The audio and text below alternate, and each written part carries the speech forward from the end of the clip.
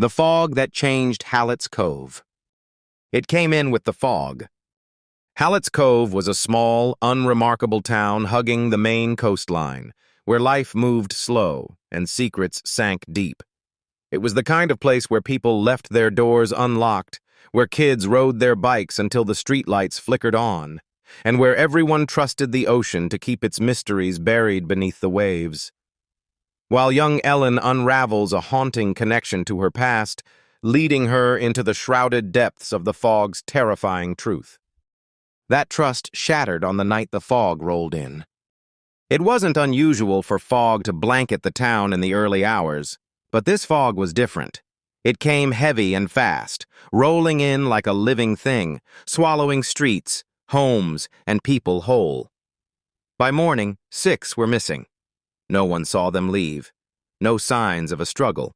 Just their shoes, neatly left behind as if they'd stepped out of them and into the mist. Sheriff Del Grady called an emergency town meeting at the church. The pews were packed, the air thick with fear and accusations.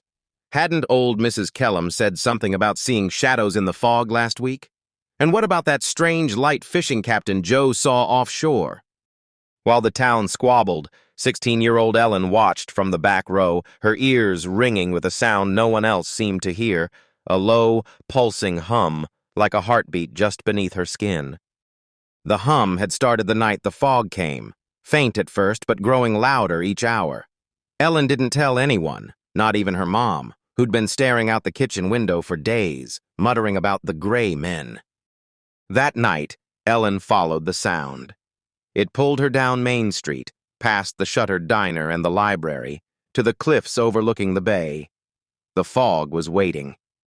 It wasn't like normal fog. Up close it shimmered, alive with faint tendrils of light. It smelled of salt and copper. Ellen stepped closer, her bare feet brushing the edge of the precipice, the hum now a roar in her skull. Ellen.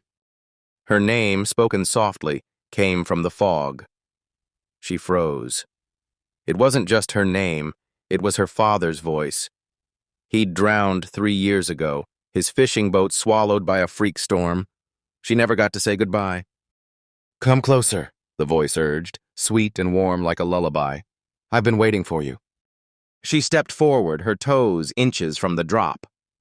The fog reached for her, tendrils curling around her ankles, pulling gently, insistently. But then she heard something else. Behind the hum, beneath the roar, came a scream. Not her father's voice, something older, colder, sharper, a voice that didn't belong. Ellen ripped her legs free and stumbled backward, falling onto the damp grass. The fog surged forward, angry now, reaching higher, grasping, clawing before it stopped. It couldn't leave the cliff's edge. That's when she saw it. In the heart of the fog, something massive loomed, shapes of limbs that bent wrong, too many eyes that glowed faintly blue. It pulsed and writhed, as if the fog itself was just a skin it wore. Ellen ran, her chest burning with every step. Behind her, the fog shrieked, the sound piercing enough to make her ears bleed. By morning, the fog was gone, retreating back into the sea, but the missing people never returned. Ellen didn't tell anyone what she saw. They wouldn't believe her. They'd find out soon enough. Because as she sat on her porch that evening, staring out at the calm horizon, she heard it again. The hum. And it was getting louder,